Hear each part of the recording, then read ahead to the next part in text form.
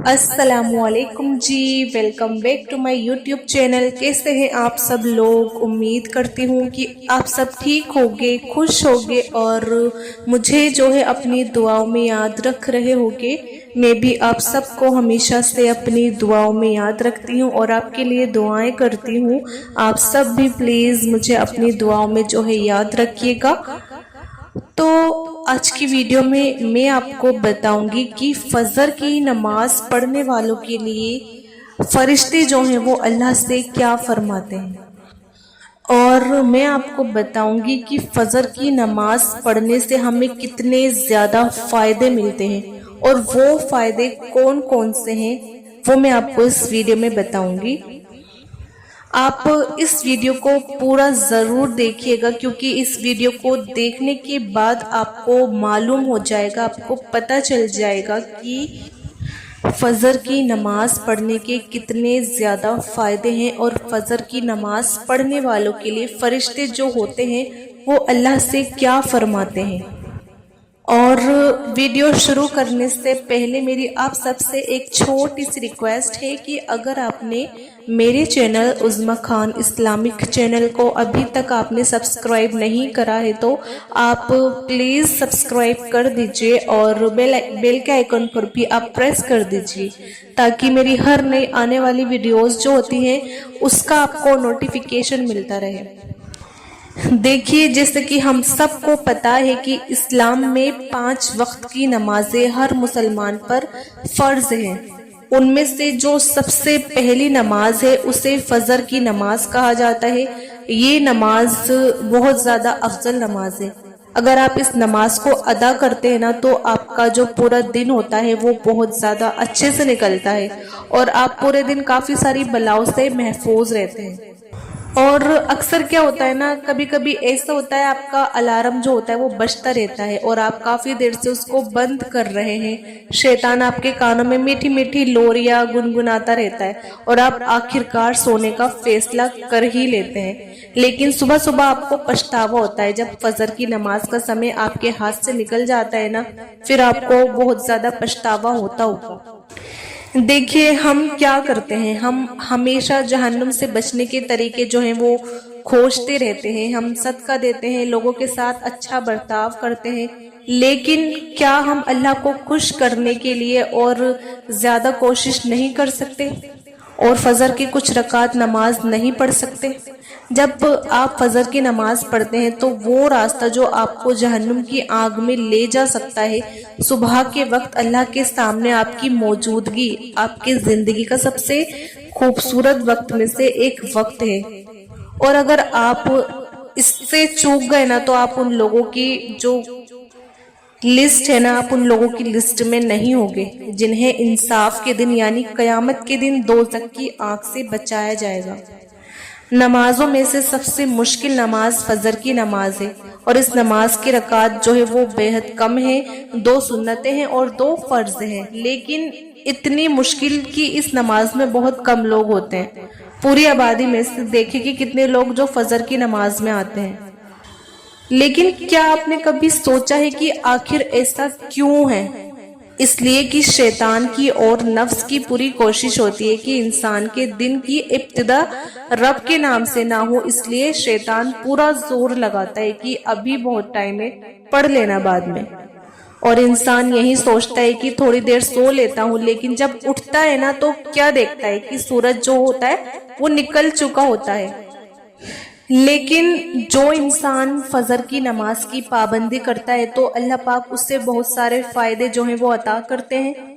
उसका जो पहला फायदा है जो इंसान को अता करता है अल्लाह ताला, वो ये है कि इंसान को अल्लाह ताला निफाक से बरी करता है।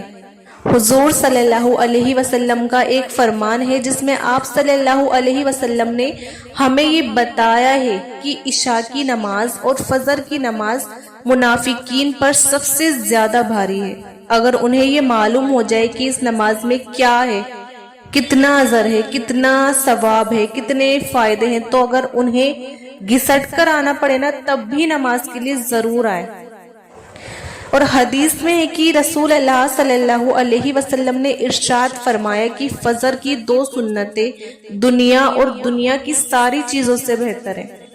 تو اگر سنت کے لیے اتنا ثواب ہے تو سوچئے فجر کے لیے کتنا زیادہ ثواب ہوگا، فرض نماز کے لیے کتنا ہوگا ثواب۔ جو انسان یہ نماز پڑھتا ہے تو یہ اس بات کی علامت ہے کہ اس کا ایمان بہت اونچی سطح پر ہے، بہت زیادہ مطلب بہت اونچے لیول پر اس کا وہ ایمان ہے۔ اس کا ایمان ہی تو ہے جو اسے اٹھاتا ہے، بستر سے اٹھاتا ہے، وہ اپنی نیند کو قربان کرتا ہے، اپنے رب کے سامنے کھڑا ہوتا ہے، چاہے وہ مرد ہو یا پھر چاہے وہ عورت ہو۔ اور اس نماز کا دوسرا فائدہ جو ہوتا ہے وہ یہ ہوتا ہے کہ اللہ تعالیٰ اس کو یہ فائدہ عطا کرتے ہیں کہ وہ یہ کہ اس نماز کی برکت سے اللہ تعالیٰ قیامت کے دن انسان کے لیے نور پیدا کر دے گا۔ وہ ایسا وقت ہوگا کہ ہر انسان کو اپنی پڑی ہوگی، وہ اپنی سوچے گا، اپنی پڑی ہوگی اس ٹائم پر، لیکن ہر انسان غم میں ہوگا، اپنے فکر میں ہوگا کہ میرا کیا بنے گا۔ لیکن اللہ تعالیٰ فجر کی نماز پڑھنے والے کو نور عطا کرے گا اور اس نورانیت کی وجہ سے وہ اسے نجات مل جائے گی اور وہ کامیاب ہو جائے گا۔ قیامت کے دن فجر کی نماز پڑھنے والوں کو خوشخبری دی ہے کہ کیونکہ عشاء کی نماز کا وقت اور فجر کی نماز کا وقت بہت مشکل ہے۔ آپ صلی اللہ علیہ وسلم نے ارشاد فرمایا، جو انسان فجر کی نماز ٹائم سے پڑھ لیتا ہے نا تو وہ انسان کی اللہ تعالیٰ حفاظت کرتے ہیں اس انسان کی، اور وہ انسان اللہ کی حفاظت میں آ جاتا ہے۔ تو اس کا یہ تھا دوسرا فائدہ۔ اس کا جو تیسرا فائدہ ہے وہ یہ ہے کہ جب انسان فجر کی نماز پڑھتا ہے تو انسان کے پاس فرشتے آتے ہیں۔ آپ صلی اللہ علیہ وسلم نے ارشاد فرمایا کہ رات کے اور دن کے فرشتے فجر کی نماز میں اکٹھے ہو جاتے ہیں، وہ جمع ہوتے ہیں اور انسانوں کو دیکھتے ہیں کہ کون انسان فجر کی نماز ادا کر رہا ہے۔